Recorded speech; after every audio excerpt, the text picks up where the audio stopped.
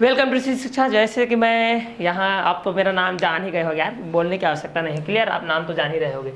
तो आज हम लोग देख रहे थे 11th का सेकंड चैप्टर का फिजिक्स का मापन एवं मात्रक के बारे में, क्लियर। यहाँ से आपका लिखना पढ़ना स्टार्ट होता है भाई, क्लियर। तो चलिए आज देखेंगे एसआई पद्धति के मूल मात्रकों की परिभाषाएं को देखते हैं। हम लोग फटाफट क्लियर करते हैं इस टॉपिक को, आज खत्म करके ही देखते हैं, ठीक है, खत्म करते हैं इसको।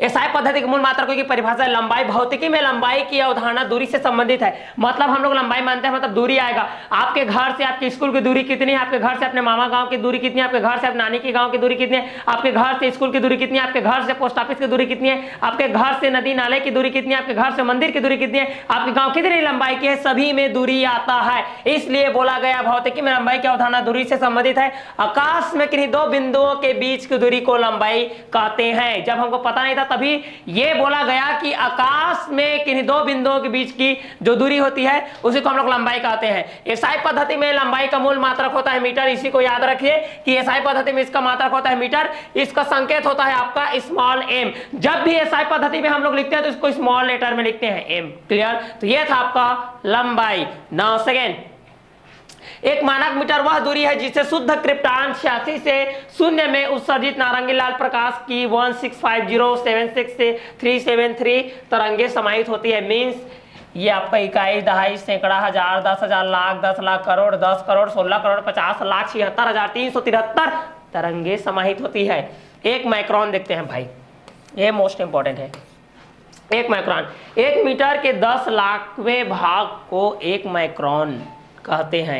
एक मीटर के 10 लाखवें भाग को एक माइक्रोन कहते हैं। इसे संकेत म्यू एम से माइक्रो ये मीटर से प्रदर्शित करते हैं। मतलब एक माइक्रोन बराबर होता है 10⁻⁶ मीटर। 10⁻⁶ मीटर बराबर होता है आपका एक माइक्रोन। एक माइक्रोन मतलब एक मीटर के 10 लाख भाग को एक माइक्रोन कहते हैं। इसे संकेत 1 म्यू एम से प्रदर्शित करते हैं, मतलब माइक्रोमीटर से, क्लियर। तो यहाँ हो गया आपका एक माइक्रोन 10⁻⁶। ये आपका जो मापन है मात्रक है केवल थ्योरिकल बेस है, बस आपको फार्मूला लिखना है, उसका पावर लिखना है, बस बेसिकली। इसमें कुछ भी डेरिवेशन वाइवेशन नहीं है, आपका डेरिवेशन आएगा आपका थर्ड चैप्टर से, क्लियर। चलिए देखते हैं नेक्स्ट, एंगस्ट्रॉम मात्रक। इस मात्रक का उपयोग नाभिकीय भौतिकी में करते हैं, क्लियर। एंगस्ट्रॉम मात्रक, इस मात्रक का उपयोग नाभिकीय भौतिकी में तथा परमाणु तथा नाभिक का आकार व्यक्त करने में किया जाता है। इसका संकेत है आपका एंगस्ट्रॉम, इस तरीके से प्रदर्शित करते हैं। एक एंगस्ट्रॉम मात्रक बराबर 10⁻⁻10 मीटर होता है। नाउ सेकेंड है एंगस्ट्रॉम मात्रक। इस मात्रक का उपयोग केवल ये डेफिनेशन बेस है यार, इसमें याद करने की कोई जरूरत नहीं है। केवल डेफिनेशन को इसका एक बार देखो, डेफिनेशन ऐसे याद हो जाएगा। डेफिनेशन तो पूछता नहीं है, केवल ये आपका जो मात्रक है इसका वैल्यू को पूछता है, क्लियर। तो इस मात्रक का उपयोग नाभिकीय भौतिकी में करते हैं और परमाणु तथा नाभिक के आकार व्यक्त करने में किया जाता है। इसके मात्रक दर्शाते हैं एंगस्ट्रॉम, इस तरीके से दर्शाया जाता है। एक एंगस्ट्रॉम मात्रक बराबर होता है 10⁻⁻10 मीटर, क्लियर। ये था हमारा सेकंड एंगस्ट्रॉम मात्रक। Now third, Fermi. फर्मी स्तर। इस मात्रक का उपयोग नाभिकीय भौतिकी में नाभिकीय आकार, इस मात्रक का उपयोग नाभिकीय भौतिकी में हम लोग नाभिकीय आकार को व्यक्त करने के लिए किया जाता है। इसे संकेत F से प्रदर्शित करते हैं। एक फर्मी बराबर होता है 1 फर्मी इक्वल टू होता है 10⁻⁻15 मीटर। एक फर्मी बराबर 10⁻15 मीटर। 10⁻15 मीटर बराबर एक फर्मी। एक फर्मी बराबर 10⁻15 मीटर। 10⁻15 मीटर बराबर एक फर्मी। एक फर्मी बराबर 10⁻15 मीटर। तो फर्मी का उपयोग, इस मात्रक का उपयोग नाभिकीय भौतिकी में हम लोग नाभिकीय आकार को व्यक्त करने के लिए किया जाता है। नाभिकीय आकार बहुत छोटा से छोटा होता है, इस कारण से इसमें हम लोग फर्मी का यूज करते हैं। एक फर्मी बराबर 10⁻15 मीटर, क्लियर। चलिए अगला देखते हैं हम लोग, प्रकाश वर्ष। ये इंपॉर्टेंट है भाई, प्रकाश वर्ष। प्रकाश द्वारा निर्वात में एक वर्ष में चली गई दूरी को, चली गई ये दूरी है भाई, ये दूरी है, छुरी नहीं है ना, दूरी है। प्रकाश वर्ष निर्वात में एक वर्ष में चली गई दूरी को एक प्रकाश वर्ष कहते हैं। प्रकाश द्वारा निर्वात में एक वर्ष में चली गई दूरी को क्या बोलते हैं? प्रकाश वर्ष। यहाँ पर प्रकाश का वेग होता है 3 × 10⁸ मीटर पर सेकेंड, क्लियर। और एक प्रकाश वर्ष बराबर होता है 9.46 × 10⁻15 मीटर। आपको याद किसको रखना है? इसको रखना है। एक प्रकाश वर्ष बराबर 9.46 × 10⁻15 और प्रकाश का वेग होता है 3 × 10⁸ मीटर पर सेकेंड। ये है आपका प्रकाश वर्ष, क्लियर। चलिए इसी के बेस पे देखते हैं हम लोग नेक्स्ट है हमारा पारसेक। Parsec, clear, parsec. तो इसका पूरा नाम है पैरालेटिक सेकेंड। इस मात्रक का उपयोग हम पृथ्वी से तारों की दूरी ज्ञात करने में करते हैं। क्लियर? जब पृथ्वी से तारों की दूरी, देखिए तारों यहाँ से टिमटिमाते हुए दिखते हैं, कितने छोटे छोटे रहते हैं। क्लियर? तो वहां से पृथ्वी से हम तारों की जो दूरी होती है उसको मापने के लिए हम लोग इस पारसेक का इस्तेमाल करते हैं, पैरालैटिक सेकेंड का इस्तेमाल करते हैं। एक पारसेक बराबर होता है 3.26 प्रकाश वर्ष, मीन्स 3.08 इंटू 10⁻16 मीटर। क्लियर? एक प्रकाश वर्ष बराबर 9.46 इंटू 10⁻15 मीटर हुआ था। तो यहाँ पर एक पारसेक बराबर हो गया 3.26 प्रकाश वर्ष, मीन्स 3.08 इंटू 10⁻16 मीटर। तो इस तरीके से आपको जो भी मात्रक है, जितना भी वैल्यू है, इसी को याद रखना है। क्लियर? और इसका उपयोग किसमें किया जाता है भाई? पृथ्वी से तारों की दूरी ज्ञात करने में किया जाता है। किसका उपयोग पृथ्वी से तारों की दूरी ज्ञात करने में किया जाता है?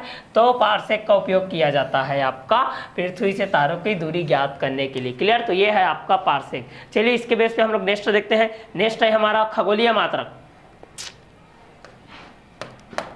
नेक्स्ट है हमारा खगोलीय मात्रक। पृथ्वी और सूर्य के बीच की औसत दूरी को, पृथ्वी और सूर्य के बीच की औसत दूरी, जो आपका पृथ्वी है, ये आपका पृथ्वी है भाई साहब, ये आपका पृथ्वी है और ये क्या है? आपका सूर्य है। इसके बीच की जो भी दूरी है, इसके बीच की जो भी औसत दूरी है, इसके बीच की जो भी आपके क्या है? औसत दूरी है, औसत दूरी है। इसी को हम लोग क्या बोलेंगे? खगोलीय मात्रक बोलेंगे। इसको AU से दर्शाते हैं। और एक खगोलीय मात्रक बराबर होता है 1.496 इंटू 10⁻11 मीटर। क्लियर? तो एक खगोलीय मात्रक बराबर कितना होगा? 1.496 इंटू 10⁻11 मीटर। ये आपका मानक रूप में लिखाया गया है, मानक रूप में लिखाया गया है। क्लियर? वास्तव में इसको बोला जाए तो 1496 और 11 ठो जीरो लगा दो भाई, 1 2 3 4 5 6 7 8 9 10 11, इसका मतलब यही है। क्लियर? तो यहाँ पर है आपका खगोलीय मात्रक। पृथ्वी और सूर्य के बीच की औसत दूरी को खगोलीय मात्रक कहते हैं। इसे AU से प्रदर्शित करते हैं। एक AU बराबर हो जाएगा 1.496 इंटू 10⁻11 मीटर। क्लियर? ये था हमारा खगोलीय मात्रक। चलिए अगला देखते हैं फटाफट। अगला है हमारा द्रव्यमान। द्रव्यमान के पास आते रहते हैं। द्रव्यमान क्या बोल रहा है? किसी वस्तु में पदार्थ की मात्रा को उस वस्तु का द्रव्यमान कहते हैं। यह किसी वस्तु का मौलिक गुण होता है, यह किसी वस्तु का मौलिक गुण होता है। ताप, दाब एवं आकाश में वस्तु की स्थिति या अवस्था। अवस्था बोलने से आपका ठोस आता है भाई, द्रव आता है भाई, और क्या आता है? गैस आता है। का द्रव्यमान पर कोई प्रभाव नहीं पड़ता। इसका SI मात्रक किलोग्राम होता है तथा इसका संकेत kg है। तो द्रव्यमान का SI मात्रक क्या होता है? आपका किलोग्राम होता है। इसको मैं CGS पद्धति में आपको बताया था, CGS पद्धति के बारे में बताया था, MKS पद्धति के बारे में बताया था, SI पद्धति के बारे में बताया था, APS पद्धति के बारे में बताया था, सेंटीमीटर ग्राम सेकंड पद्धति बताया था, और मीटर और किलोग्राम सेकंड पद्धति बताया था, फुट पाउंड सेकंड पद्धति बताया था, और यहाँ पर आपका ये आपका इंटरनेशनल सिस्टम के बारे में भी बताया था, आपका SI पद्धति के बारे में। क्लियर? तो यहाँ पर इसका SI मात्रक क्या हो गया? आपका किलोग्राम हो गया, इसका संकेत हो गया kg। क्लियर? तो ये था हमारा द्रव्यमान। चलिए नेक्स्ट देखते हैं। परमाणुीय स्केल पर कार्बन 12, कार्बन आपका 6 होता है 2⁻12 के 5.0188 इंटू 10⁻10 होता है। परमाणु के द्रव्यमान को 1 किलोग्राम कहते हैं। परमाणुीय स्केल पर कार्बन के जो भी आपका परमाणु है इस तरीके से, तो 5.0188 इंटू 10 के परमाणु के द्रव्यमान को हम लोग 1 किलोग्राम कहते हैं। क्लियर? तो ये था डेफिनेशन बेस, इसको याद रखना आपको बहुत ही जरूरी है। क्लियर? अगला है हमारा समय भाई। समय, इसके बिना कुछ नहीं हो सकता। समय है तो आप है, आप है तो समय है भाई। समय किसी का वेट नहीं करता, आपका भी वेट नहीं करता। इसलिए समय के साथ चलना सीख जाओ, समय का आदर करना सीख जाओ। समय के साथ चलोगे, समय की महत्ता को जानोगे भाई, तो समय आपका साथ देगा। क्लियर? समय SI पद्धति में समय का मात्रक सेकेंड होता है। इसका संकेत है आपका S। जैसे कि 60 मिनट बराबर 1 घंटा, 60 सेकंड बराबर 1 मिनट होता है भाई। उसी प्रकार यहाँ पर SI पद्धति में समय का मात्रक होता है सेकंड, तथा इसका संकेत है S। समय के मात्रक का मानक आधार माध्य सौर दिवस है। 2 क्रमिक मध्याह्नों के समय अंतराल को एक सौर दिवस कहते हैं। 2 क्रमिक मध्याह्नों के समय अंतराल को एक सौर दिवस कहते हैं। सौर दिवस का मान कई कारणों से प्रतिदिन भिन्न भिन्न होता है, अतः वर्ष भर के सौर दिवसों का मध्यमान निकाल लिया जाता है, जिसे माध्य सौर दिवस कहते हैं। क्योंकि मध्याह्न के समय हम करेंगे तो सबका अलग अलग टाइमिंग रहता है। जब कृष्ण पक्ष आता है तो अलग हो जाता है, जब शुक्ल पक्ष आता है तो अलग आ जाता है, अलग आता है ना। शुक्ल पक्ष कृष्ण पक्ष जब आता है, जब आपका जो माह रहता है, आपका जो जुलाई अगस्त सितंबर है भाई 30 का रहता है तो 30 का रहेगा, 31 का 31 तक। लेकिन जो हिंदी पंचांग का माह रहता है आपका, जैसे कि चैत बैसाख जेठ आषाढ़ सावन भादो कृष्ण, कार्तिक पद, अश्विनी, शुक्ल पक्ष, शुक्ल प्रतिपदा, अश्विनी प्रतिपदा, पूर्णिमा, अमावस्या जो भी होता है भाई उसमें आपका कोई कम ज्यादा रहता है, कोई ज्यादा रहता है। क्लियर, इसलिए बोला जाता है ना कि एक माह इसका बढ़ गया है या एक माह दोनों में समाहित है। जैसे कि आषाढ़ है आपका, 2 आषाढ़ बोलते हैं ना, उसमें क्या होता है जब सूर्य पृथ्वी के चारों तरफ चक्कर आता है तो उसमें एक दिन काउंटिंग जो होता है उसमें का सेकंड का, जैसे लीप वर्ष आता है वो जुड़ते जुड़ते बन जाता है। तो वह केवल आप लोगों को हिंदी पंचांग के अनुसार से आपको पता चलेगा कि भाई जो आपका कृष्ण पक्ष है, चैत्र है, शुक्ल प्रतिपदा है, उसी में आपको ये पता चलेगा कि ये इसका दिन बढ़ गया है, इसका दिन आपका कम हो गया है। लेकिन इसमें आपको कभी पता नहीं चलेगा, डेट वाइज चलोगे, आपको दिनांक वाइज चलोगे, क्योंकि आपका जो दिन है, दिनांक है जो भी आपका है, जो 30 का आपका जून है भाई, और जो आपका 31 का जो जुलाई है भाई, और जो आपका 28 का फेब है, वो तो आपका लीप वर्ष आएगा तब एक बार बढ़ेगा, बाकी तो जैसा वैसा ही रहेगा। क्लियर, तो वो आपका जो हिंदी पंचांग के अनुसार में उसको देखोगे, जैसे कि आपके घर में सभी के घर में होगा पंडित बाबूलाल चतुर्वेदी का पंचांग। क्लियर, तो चलिए, समय के मात्रक मानक आधार माध्य दिवस है। 2 क्रमिक मध्याह्नों के समय अंतराल को एक सौर दिवस कहते हैं। सौर दिवस का मान कई कारणों से प्रतिदिन भिन्न भिन्न होता है, अतः वर्ष भर के सौर दिवसों का मध्यमान निकाल लिया जाता है, जिसमें आपका ग्रह नक्षत्र होते हैं, 28 नक्षत्र होता है, पुनर्वसु नक्षत्र, पुनर्वसु होता है, आपका ज्येष्ठा नक्षत्र होता है, आपका आद्रा होता है जिसमें अत्यधिक बारिश होती है, जान रहे हो ना। तो इस तरीके से 28 आपके नक्षत्र होते हैं। नक्षत्र के बारे में एक आध दिन में बता दूंगा पूरा 28 नक्षत्र के बारे में। क्लियर, तो चलिए आगे हम लोग बढ़ते हैं। अब यहाँ पर जो माध्य सौर दिवस है इसको आपको जानना पड़ेगा भाई।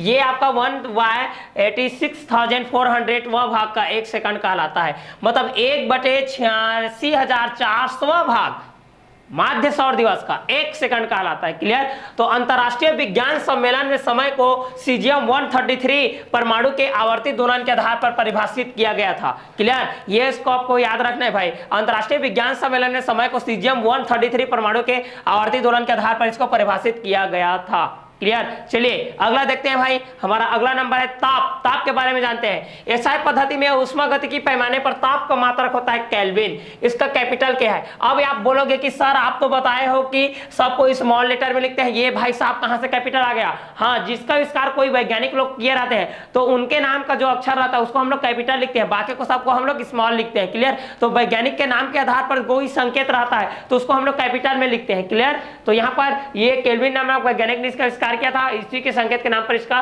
संकेत है आपका कैपिटल के। क्लियर, जिस ताप पर बर्फ, जल और जल वाष्प तीनों तापीय संतुलन में रहते हैं। क्लियर, जिस ताप पर बर्फ, जल तथा जल वाष्प तीनों तापीय संतुलन में रहते हैं उसे जल का त्रिक बिंदु कहते हैं, क्योंकि यहां पर तीनों समाहित है। क्लियर, जल के लिए त्रिक बिंदु के संगत ताप 273.16 केल्विन तथा दाब 0.46 सेंटीमीटर पारे के स्तंभ के बराबर होता है। क्लियर, आपको इंपॉर्टेंट रूप में जानना है, एसआई पद्धति में ताप का मात्रक होता है केल्विन, इसका संकेत है के, इतना आपको जानना है भाई। क्लियर, जल के त्रिक बिंदु के उष्मागतिकी ताप के 1.273.16 भाग में 1 केल्विन कहते हैं। केल्विन का मान कितना होता है बोलने से ये आपको याद रखना है। क्लियर, चलिए नेक्स्ट देखते हैं। नेक्स्ट है हमारा एसआई मात्रक का पूरक मात्रक है, इसको हम लोग नेक्स्ट डे में हम लोग इसको क्लियर करेंगे। इसके बाद है हमारा जो इंपॉर्टेंट चैप्टर है हमारा जो एसआई पद्धति के लाभ है। पद्धति के लाभ को जान लेते हैं भाई। लाभ जानना जरूरी है, हानि को जानो या मत जानो, लाभ जानना जरूरी है, क्योंकि अगर लाभ जान जाओगे तो उसके बेनिफिट में आप लोग वर्क करोगे। क्लियर,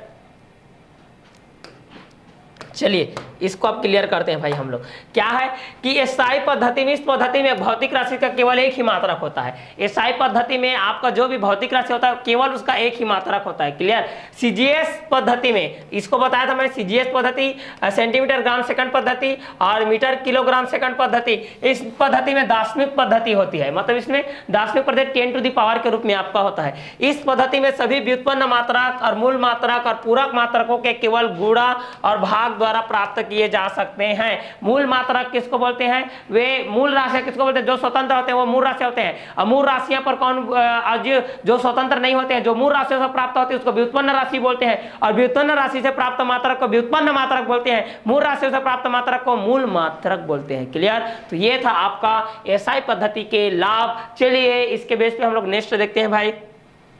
अगला है लंबाई का मापन। लंबाई नापने के लिए कुछ विधियों से आप पूर्व परिचित हैं, जैसे मीटर, स्केल की सहायता से न्यूनतम 10 टू द पावर -3 की माप की जा सकती है। जब भी आप कपड़ा खरीदने जाते हैं, कोई भी वस्त्रालय जाते हैं, कोई भी टेक्सटाइल जाते हैं, वहां पर आपका रहता है तो मीटर चलता है।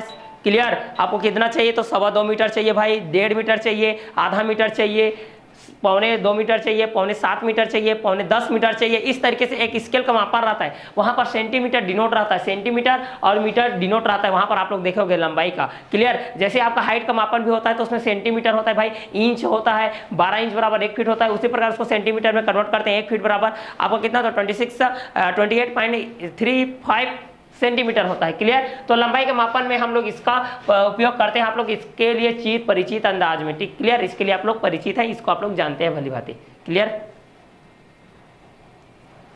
इसके बाद है द्रव्यमान का मात्रक। द्रव्यमान का मापन, किसी वस्तु में पदार्थ की मात्रा को वस्तु का द्रव्यमान कहते हैं। इसका ऐसा मात्रक होता है आपका किलोग्राम। जो भी द्रव्यमान होता है, आप जो भी मार्केट जाते हैं, आपको केजी चाहिए, आपको डिटर्जेंट चाहिए, चीनी चाहिए, कुछ भी चाहिए, मार्केट में आपको सब्जी चाहिए, जो भी है सब द्रव्यमान के बेस पे चलता है भाई। आपको कितना चाहिए, कितना ग्राम में चाहिए कि कितना किलोग्राम में चाहिए, तो ठीक है। तो किसी वस्तु में पदार्थ की मात्रा को हम लोग वस्तु का द्रव्यमान कहते हैं। इसका ऐसा मात्रक होता है आपका किलोग्राम, और द्रव्यमान का ऐसा मात्रक किलोग्राम होता है, जिसका संकेत है आपका केजी। क्लियर? इतना को याद रखिए भाई साहब।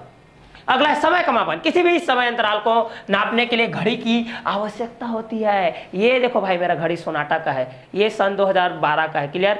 10 साल हो गया। क्लियर?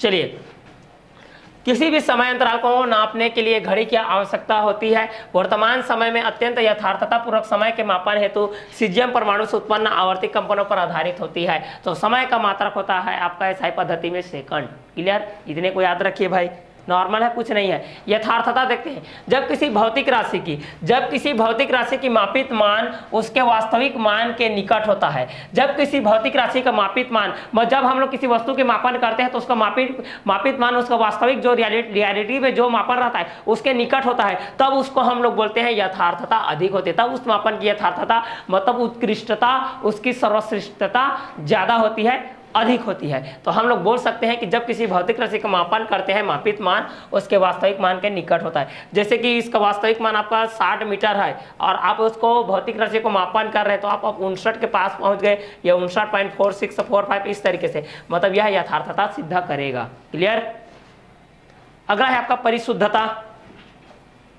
परिशुद्धता है, देखिए, भौतिक राशि अधिक विभेदन या सीमा तक मापी जाती है तो मापन की परिशुद्धता अधिक होती है। क्लियर? भौतिक राशि अधिक विभेदन या सीमा तक मापी जाती है तो मापन की परिशुद्धता आपकी क्या होती है, अधिक होती है। मापन की परिशुद्धता मापक यंत्रों के अल्पतमांक पर निर्भर करती है। अल्पतमांक कम होने पर परिशुद्धता अधिक होती है। क्लियर? अगर अल्पतमांक का मान कम है मतलब परिशुद्धता ज्यादा होगा, अल्पतमांक का मान बढ़ेगा मतलब त्रुटि तो आएगा यार। अब जब त्रुटि आएगा तो आपका मापन की यथार्थता कहां से शुद्ध होगा? क्लियर? तो परिशुद्धता के लिए हमको क्या चाहिए, अल्पतमांक का मान कम होनी चाहिए। क्लियर?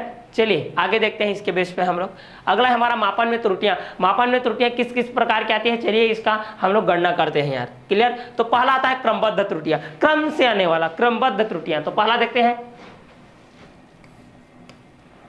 यंत्र की बनावट, उसकी अपूर्णता, तकनीकी मापन के समय भौतिक राशि में परिवर्तन तथा मापनकर्ता की व्यक्तिगत त्रुटि के कारण होने वाले त्रुटियों को क्रमबद्ध त्रुटियां कहते हैं। क्या त्रुटियां कहते हैं? क्रमबद्ध त्रुटियां कहते हैं। तो यंत्र की बनावट पर आधारित होती है, उसकी बनावट में कोई कमी बेची आ जाती है भाई, या कुछ त्रुटि कर लेते हो, आपको इस साइज का बनाना है इस साइज का बना देते हो, या अपूर्णता दिखाई देती है। तकनीकी मापन में कुछ प्रॉब्लम आती है भाई, आपको चाहिए 4 सेंटीमीटर लेकिन तकनीकी के कारण आप उसको 2 सेंटीमीटर माप लिए हो, तब तो वहां पर गड़बड़ होगा ना। तब उसी बोल रहा है कि भौतिक राशि में परिवर्तन तथा मापनकर्ता के व्यक्तिगत त्रुटि के कारण होने वाला, मतलब खुद से व्यक्तिगत त्रुटि है। जैसे मेरे को मापने के लिए दिया गया भाई 4 सेंटीमीटर, अब मैं अपने से गलती कर दिया भाई 4 को मैं 3.5 को नाप लिया, मैं बोल रहा हूं भाई कि ये 4 सेंटीमीटर है, तो ये मेरा व्यक्तिगत त्रुटि है, ये मेरा व्यक्तिगत प्रॉब्लम है ना। तो इस प्रकार की जो त्रुटि होती है उसको हम लोग बोलते हैं क्रमबद्ध त्रुटियां, मतलब व्यक्तिगत त्रुटि को शॉर्ट में बोलते हैं हम लोग क्रमबद्ध त्रुटियां।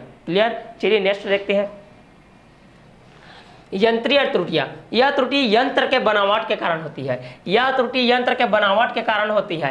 और यंत्रीय त्रुटियां निम्नलिखित प्रकार के होते हैं, इसको हम लोग आगे देखते हैं। तो यंत्र के कारण जो उत्पन्न होगा उसको यंत्रीय त्रुटियां हम लोग कहते हैं। तो पहला होता है आपका शून्यांक त्रुटि, पहला होता है आपका शून्यांक त्रुटि। वर्नियर कैलिपर्स, स्क्रू गेज, गोलाई मापी आदि उपकरणों में प्रारंभिक स्थिति में मुख्य स्केल और वर्नियर स्केल के शून्य चिन्हों का एक ही सीध में होना चाहिए।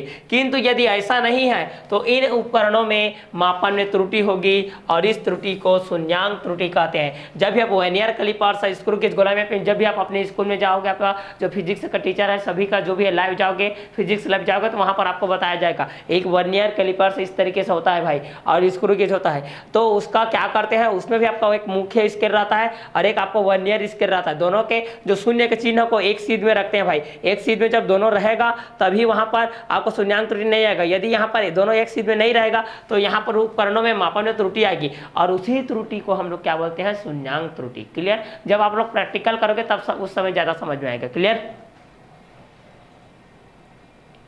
इसके बाद आता है अल्पतमांक त्रुटि। इसके बाद देखते हैं हम लोग अल्पतमांक त्रुटि।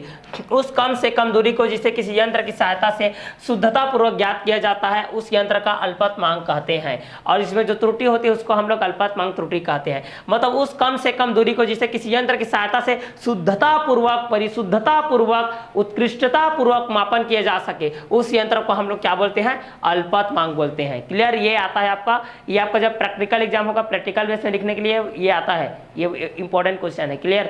हमें अक्सर इसको पूछा जाता है, जब आपको वाइवा क्वेश्चन होगा तो फिर भी पूछा जाएगा आपका अल्पतमांक त्रुटि को, और वर्नियर कैलिपर के अंतर्गत, स्क्रू गेज के अंतर्गत जो भी रहेगा आपका। क्लियर? इसके बाद आएगा अचर त्रुटि।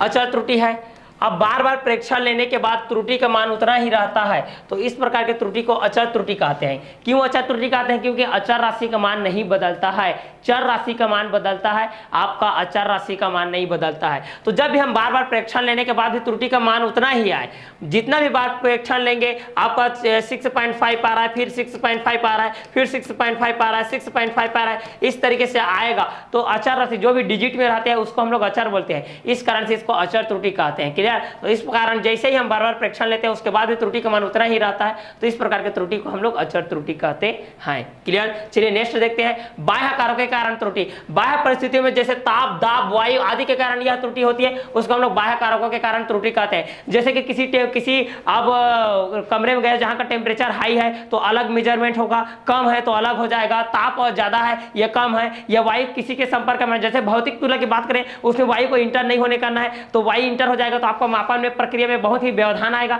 जिसके कारण आपको मापन में बहुत सारे त्रुटि आएंगे। ताप के कारण आएगा, दाब के कारण आता है और वायु के कारण आता है। तो बाह्य कारकों के कारण जो त्रुटि आती है उसको बाह्य कारण के त्रुटि कहते हैं हम लोग। क्लियर? इसके बाद इसके अंतर्गत आएगा आपका अपूर्णता त्रुटि। त्रुटियों का कारण जानते हुए, यहां पर बोला जा रहा है त्रुटियों का कारण जानते हुए भी त्रुटियों का पूर्ण रूपेण निराकरण न कर पाना। आपको पता है भाई कि इस प्रकार की त्रुटि है, आपको पता है कि ये समस्या है और उस समस्या का हल कर नहीं पा रहे हो, आप अपूर्णता दिखा रहे हो। उसी प्रकार आप त्रुटि का कारण जान रहे हो कि भाई यहाँ पर शून्यांक त्रुटि है, यहाँ पर अल्पतमांक त्रुटि है, फिर भी उसका निराकरण नहीं कर पा रहे हो। इस तरीके के जो सिचुएशन आता है उसको हम लोग, इस तरीके के जो त्रुटि आती है उसको हम लोग अपूर्णता त्रुटि में रखते हैं। क्लियर? चलिए नेक्स्ट देखते हैं। इसके बाद व्यक्तिगत त्रुटि। वही बताया हूं कि व्यक्तिगत त्रुटि मतलब व्यक्ति के अनुसार आप किसी मापनकर्ता को दिए भाई मापन करने के लिए और अपने व्यक्तिगत त्रुटि के रूप में वो गलती करता है, स्क्रू गेज में करता है और मुख्य स्केल को आप शून्यांक त्रुटि शून्य के साथ नहीं मिलाता है, अपने मुख्य स्केल को सीधी रेखा में नहीं रखता है, तो वहां पर जो व्यक्तिगत त्रुटि आएगा ना, तो जो भी व्यक्तिगत त्रुटि रहेगा या व्यक्ति मापनकर्ता की असावधानी रहेगी या अज्ञानता के कारण, अगर उसको पता भी नहीं है के कारण यंत्रों के पाठ्यांक उचित तरीके से न लेने के कारण जो त्रुटि आएगी उसको हम लोग बोलते हैं व्यक्तिगत त्रुटि। मतलब व्यक्ति के कारण जो गलती होगा और उसके कारण जो मापन करते समय जो त्रुटि आएगा उसको हम लोग बोलते हैं व्यक्तिगत त्रुटि। क्लियर? तो यहाँ पर मापन और मात्रक पढ़ा है तो इतना तो जानना पड़ेगा भाई आपको कि किस तरीके का मापन होगा, किस तरीके की त्रुटि आएगा, व्यक्तिगत त्रुटि क्या है, इस तरीके से। क्लियर? इसके बाद है यादृच्छिक त्रुटि। यदि कोई मापन करता किसी भौतिक राशि की माप कई बार लेता है, बार बार, जैसे कि यहाँ पर 6 सेंटीमीटर आ गया, यहाँ पर 7 सेंटीमीटर आ गया, यहाँ पर 8 सेंटीमीटर आ गया, यहाँ पर 9 सेंटीमीटर आ गया। यदि कोई मापन करता किसी भौतिक राशि की माप कई बार लेता है और प्रत्येक बार अलग अलग पाठ्यांक प्राप्त होता है तो इस प्रकार के त्रुटि को यादृच्छिक त्रुटि कहते हैं। मतलब हर बार अलग अलग पाठ्यांक प्राप्त होगा। जब आप भाई मुख्य स्केल कोई पैमाने को अपने स्क्रू गेज की या वर्नियर कैलिपर से मापन किए हो तो जो भी पहला व्यक्ति भी अगर बाल का ये जो है आपका ये है बाल का जो व्यास ज्ञात करोगे, इसकी मोटाई ज्ञात करोगे, तो अगर आप सही तरीके से करोगे तो मैं भी मापूंगा तो उतना ही मान आएगा, बगल वाला भी मापेगा तो वही मान आएगा, नरेंद्र मोदी भी मापेगा तो वही आएगा। क्लियर? लेकिन आप उसमें व्यक्तिगत त्रुटि करोगे, अगर बार बार अलग अलग तरीके से आप लोग ले रहे हैं, भाई आपके में 2% आ रहा है, मेरे में 3%, बगल वाले के में 4%, बगल वाले के में 6%, तो इस प्रकार के जो त्रुटि आएगा, मतलब प्रत्येक बार में अलग अलग पाठ्यांक आएगा। क्लियर? तो उसको हम लोग बोलते हैं यादृच्छिक त्रुटियां। क्लियर? तो ये हो गई आपका यादृच्छिक त्रुटियां। चलिए नेक्स्ट देखते हैं। इसके बाद त्रुटियों को व्यक्त करना, तो त्रुटियों को कैसे व्यक्त करते हैं, तो निरपेक्ष रूप में करते हैं कि सापेक्ष रूप में करते हैं कि आपेक्ष के रूप में करते हैं, इसको हम लोग देखते हैं। तो पहला है आपका निरपेक्ष त्रुटि। पहला क्या है आपका? निरपेक्ष त्रुटि। तो किसी भौतिक राशि की वास्तविक माप, किसी भौतिक राशि की वास्तविक माप और मापनकर्ता की व्यक्तिगत माप के अंतर को, क्लियर, यहां पर फार्मूला में लिख सकते हो निरपेक्ष त्रुटि। भाई लिख देता हूं भाई यहां पर मैं, देखिए निरपेक्ष त्रुटि बराबर आपका क्या होगा? व्यक्तिगत वास्तविक माप, वास्तविक माप,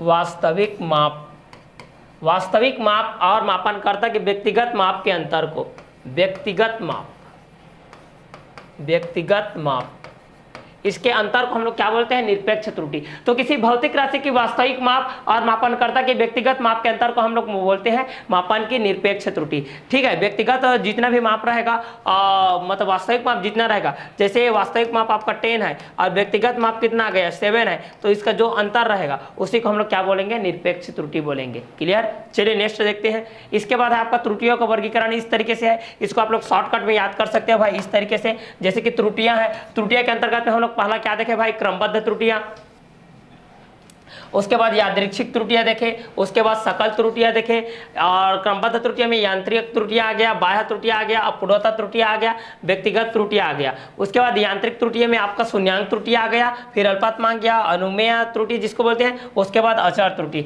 जो बार बार पाठ्यांक लोगे तो वही आएगा आपका। क्लियर? इस तरीके से डाटा के रूप में इस तरीके से काइंड्स आप इसका वर्गीकरण कर सकते हो, क्लासिफिकेशन कर सकते हो। चलिए नेक्स्ट है आपेक्षिक त्रुटि, मापन के निरपेक्ष त्रुटि। मापन के निरपेक्ष त्रुटि और भौतिक राशि के वास्तविक माप के अनुपात को आपेक्षिक त्रुटि कहते हैं। तो यहाँ पर चलिए निरपेक्ष त्रुटि किसको बोलते हैं? जो वास्तविक माप है और व्यक्तिगत माप है उसके अंतर को हम लोग बोलते थे निरपेक्ष त्रुटि। तो आपेक्षिक त्रुटि किसको बोलेंगे भाई? मापन के निरपेक्ष त्रुटि और भौतिक राशि के वास्तविक माप के अनुपात को, मतलब निरपेक्ष त्रुटि। यहाँ देखिए निरपेक्ष त्रुटि और डिवाइड बाय में क्या रहेगा भाई? आपका वास्तविक माप। क्या माप? वास्तविक माप। क्या माप? वास्तविक माप। इसके अनुपात को हम लोग बोलेंगे आपेक्षिक त्रुटि। क्लियर? चलिए थर्ड है हमारा प्रतिशत त्रुटि। प्रतिशत की बात आता है तो 100 आ जाता है भाई। जब आपेक्षिक त्रुटि को प्रतिशत में दर्शाया जाता है तो उसे प्रतिशत त्रुटि कहते हैं। प्रतिशत में दर्शाया जाएगा, 20%, 30%, 40%, 2%, 3%, जो भी है प्रतिशत में दर्शाया जाएगा। तो जब आपेक्षिक त्रुटि को हम प्रतिशत में दर्शाते हैं तो उससे प्राप्त प्रतिशत को, उससे प्राप्त जो त्रुटि रहेगा उसको हम लोग प्रतिशत त्रुटि कहते हैं। क्लियर? तो ये आई थिंक आप लोगों को समझ में आ गया होगा आपेक्षिक त्रुटि क्या है और प्रतिशत त्रुटि क्या है। तो अपेक्षिक त्रुटि, मापन की निरपेक्ष त्रुटि और भौतिक राशि के वास्तविक माप के अनुपात को अपेक्षिक त्रुटि कहते हैं। ये सब थ्योरिकल बेस है, डेफिनेशन बेस है। क्लियर? इसमें समझने वाली बात ही नहीं है। क्लियर? अगला है त्रुटियों का संयोजन या त्रुटि संचारण। जब कोई भौतिक राशि एक से अधिक भौतिक राशियों पर निर्भर करती है। क्लियर? जब कोई भौतिक राशि एक से अधिक राशि पर निर्भर करती है तो प्रत्येक भौतिक राशि के मापन में होने वाली त्रुटियों का संयुक्त प्रभाव उस भौतिक राशि की त्रुटि का निर्धारण करता है। इसे हम लोग त्रुटियों का संयोजन कहते हैं या क्या कहते हैं? त्रुटि का संचरण कहते हैं। क्लियर? इसको त्रुटियों का हम लोग क्या कहते हैं? संचरण कहते हैं। क्लियर? अगला है हमारा परिमाण की त्रुटि। संख्या के निकटतम 10 की घात, संख्या के निकटतम 10 की घात, संख्या के निकटतम 10 की घात को परिमाण की कोटि कहते हैं। जो भी 10 के घात के रूप में आपका आएगा उसको हम लोग परिमाण की कोटि कहते हैं। परिणाम ज्ञात करने की विधि ये होता है संख्या into m into 10 to the power x। यहाँ पर पावर आपका शो ऑफ होगा, ये आपका विधि है। क्लियर? तो चलिए इसके बेस पे हम लोग देखते हैं नेक्स्ट क्वेश्चन। नेक्स्ट है हमारा संदिग्ध अंग या अनिश्चित अंग। किसी मापन यंत्र द्वारा किसी मापन यंत्र द्वारा संदिग्ध अंग या अनिश्चित अंग, इसको अच्छे से समझिए भाई लोग, आप लोग इसको अच्छे से समझिए। किसी मापन यंत्र द्वारा मापन की यथार्थता उसके अल्पतमांक पर निर्भर करती है। किसी मापन यंत्र द्वारा मापन की यथार्थता उसके अल्पतमांक पर निर्भर करती है। मीटर स्केल द्वारा मापी गई लंबाई को सदैव दशमलव के रूप में व्यक्त करना चाहिए। मीटर स्केल द्वारा मापी गई लंबाई को सदैव दशमलव के एक रूप में व्यक्त करना चाहिए। क्लियर? तो इसको एक ही रूप में आप लोगों को व्यक्त करना है। क्लियर? तो चलिए अगला देखते हैं भाई हम लोगों का। अगला है हमारा वर्नियर कैलिपर्स द्वारा मापी गई, वर्नियर कैलिपर्स द्वारा मापी गई लंबाई को हम लोग सदैव दशमलव के 2 स्थान तक ही व्यक्त करते हैं, जैसे 1.23, 1.46, 1.96, इस तरीके से दशमलव के 2 स्थान, दशमलव 2 स्थान, दशमलव के 2 स्थान तक व्यक्त किया जाना चाहिए। इसी प्रकार स्क्रू गेज या स्फेरोमीटर द्वारा मापी गई लंबाई को दशमलव के 3 स्थान तक व्यक्त करते हैं। मतलब स्क्रू गेज से मापेंगे तो दशमलव के बाद 3 स्थान को ऐसा बढ़ जाएगा ये इस तरीके से जो भी, और वर्नियर कैलिपर्स को 2, दशमलव का 2 और स्क्रू गेज का 3। क्लियर? इसको हमेशा याद रखना, स्क्रू गेज का 3, वर्नियर का 2। इसके बाद सार्थक अंक है, ये इंपॉर्टेंट क्वेश्चन है यार, यहां से एक क्वेश्चन आता है। किसी भौतिक राशि के यथार्थता पूर्वक व्यक्त करने के लिए उपयोग में लाए गए अंकों की संख्या को सार्थक अंक कहते हैं। किसी भौतिक राशि को यथार्थता पूर्वक व्यक्त करने के लिए उपयोग में लाए गए अंकों की संख्या को हम लोग क्या बोलते हैं? सार्थक अंक बोलते हैं। क्या अंक बोलते हैं? सार्थक अंक बोलते हैं। क्लियर? अनिश्चित अंकों की निकटता, इसको हम लोग दर्शाते हैं। चलिए आगे देखते हैं इसको हम लोग। गणना में सार्थक अंक को, इसको भी हम लोग आगे सॉल्व करते हैं। पहले थ्योरिकल चीज को देख लेते हैं। भौतिक राशियों के विमाएं, भौतिकी में सभी व्युत्पन्न मात्रकों को मूल मात्रकों के उचित घातों द्वारा व्यक्त किया जाता है। भौतिकी में सभी व्युत्पन्न जो मात्रक होते हैं उनके मूल मात्रकों को उचित घातों के रूप में व्यक्त किया जाता है। यहाँ पर इसकी विमाएं को आपको बताया जाएगा एक सारणीबद्ध तरीके से, इसको आप लोगों को आगे बताया जाएगा। क्लियर? विमीय सूत्र, वह सूत्र जो किसी भौतिक राशि के व्युत्पन्न मात्रक को मूल मात्रकों के उचित घातों के द्वारा व्यक्त किया जाता है। वह सूत्र जो किसी भौतिक राशि के व्युत्पन्न मात्रक को मूल मात्रकों के उचित घात द्वारा व्यक्त किया जाता है, उचित घात के द्वारा व्यक्त किया जाता है, उसको हम लोग बोलते हैं विमीय सूत्र। यहाँ पर ताप, दाब, सभी का बहुत सारे राशियां आपके भौतिक राशियां जिसका विमीय सूत्र दिया गया है, उस विमीय सूत्र के बारे में हम लोग जानेंगे। उसको एक सारणीबद्ध कर देंगे, फिर आप लोगों को बताया जाएगा उसको सारणीबद्ध करके। क्लियर? कुछ भौतिक राशियों के विमीय सूत्र SI मात्रक को हम लोग को एक सारणीबद्ध करेंगे, उसके बाद सारणीबद्ध करके उसको हम लोग यहाँ पर दर्शाएंगे, उसको एक एक करके ताब दाब करके। क्लियर?